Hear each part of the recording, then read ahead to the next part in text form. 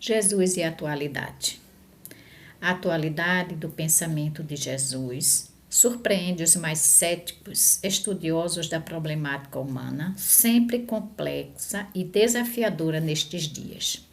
Isso quer dizer que os psicólogos, psiquiatras, filósofos, enfim, quem procura, quem se dedica a estudar o pensamento humano, ele fica ainda sem compreender o que vem, o que acontece, o que vem acontecer, o que faz com que a pessoa pense. Tantos são os pensamentos e tantos são as situações pelas quais as pessoas criam seus pensamentos. Mas Jesus, ele é muito atual.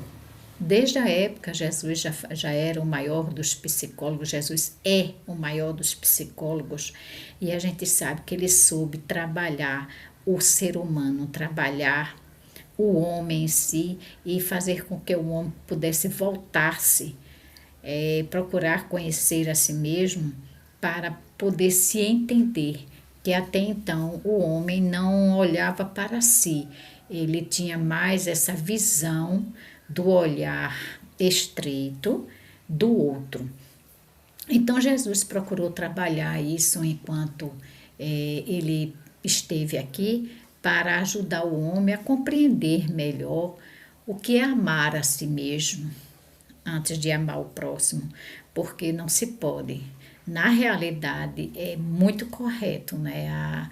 Quando se diz amar o próximo como a si mesmo, e não se pode amar o próximo, amar a Deus se não amar o próximo. Então a gente vê que realmente o que é o amor? Como a gente entende o amor? Como é que nós vamos entender o nosso próximo se nós não entendemos a nós mesmos, se nós não nos conhecemos? Então essa é uma realidade que Jesus soube muito bem explorar no homem da época, e que os seus exemplos e tudo aquilo que ele fez anteriormente está muito vivo entre nós, muito forte, e hoje a medicina terrena, ela procura entender um pouquinho o ser humano para auxiliá-lo, mas ainda tem muita coisa por fazer, muita coisa por descobrir, ainda o homem ainda está muito distante de entender o que se passa no interior do outro homem. Então diz o seguinte: profundo conhecedor da psique, Jesus penetrava com segurança nos refolhos do indivíduo e descobria as causas reais das aflições que o inconsciente de cada um procurava escamotear. Quer dizer, o homem foi muito fácil para Jesus ele entender. Quando chegava alguém que pedia socorro a ele, que pedia cura, Jesus não olhava o ser físico, mas ia olhar o ser espiritual, e olhar, estudar o seu interior, ver o que é que se passava dentro, interiormente daquele homem, que ele procurava esconder dele próprio e dos outros, mas que era muito mais fácil para Jesus, como o psicólogo que era, de entender o porquê daquela criatura estar vivendo naquele momento determinada situação. Não se permitindo derivativos e nem adiantamentos, enfrentava as questões com elevado critério de sabedoria, que desnudava as mais intrincadas personalidades psicopatológicas, propondo com rigor a terapia compatível, elucidando quanto à responsabilidade pessoal e eliminando a sombra projetada sob o qual muitos se ocultavam.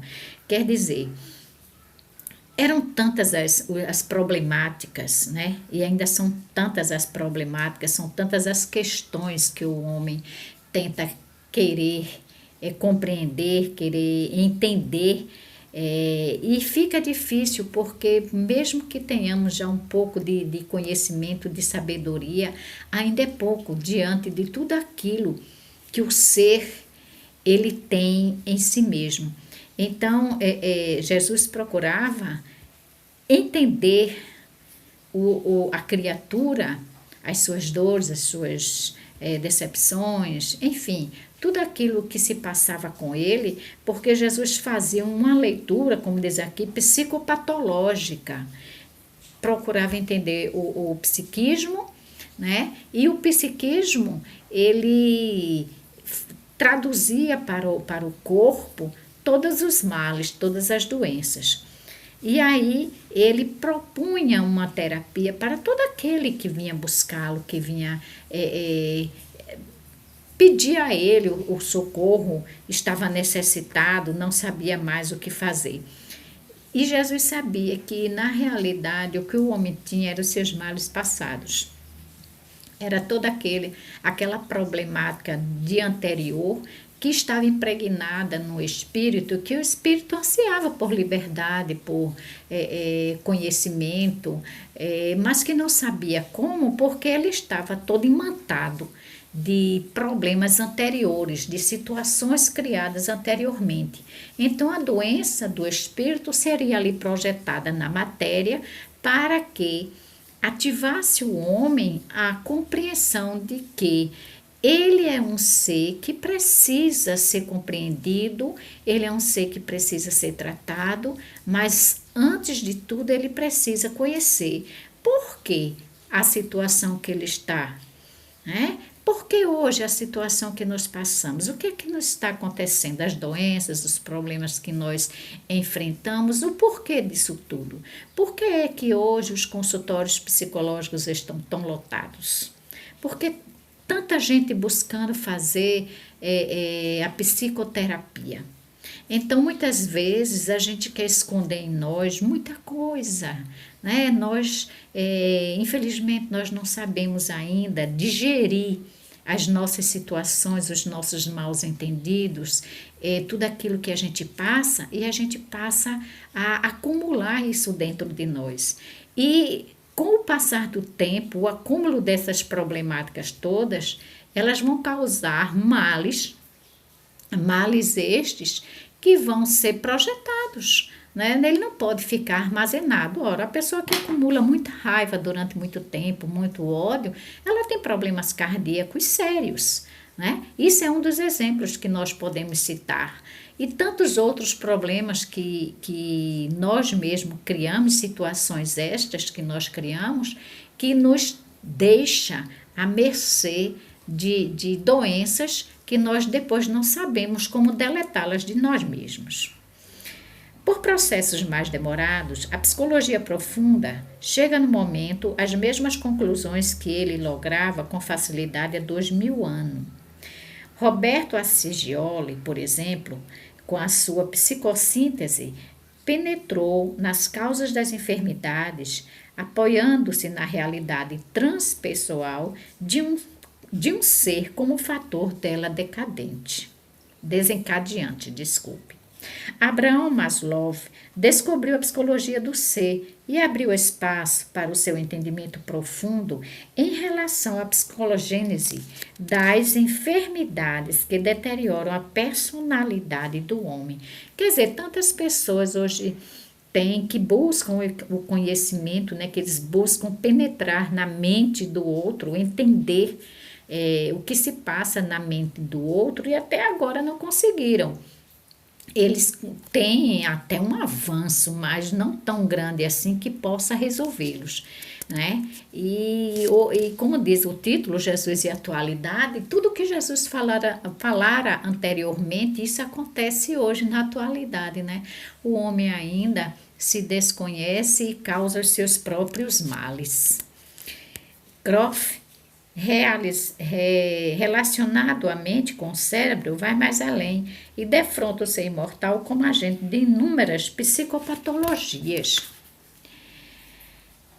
Melanie Clay e Carl Johnson, de origem freudiana, propõem para os esquizofrênicos terapêuticas fundamentadas no amor, na caridade e no perdão cristão, como as de maior eficácia, embora se reconheçam a religiosos. A personalidade marcante de Jesus impressionava de forma indelével todos aqueles que o encontravam.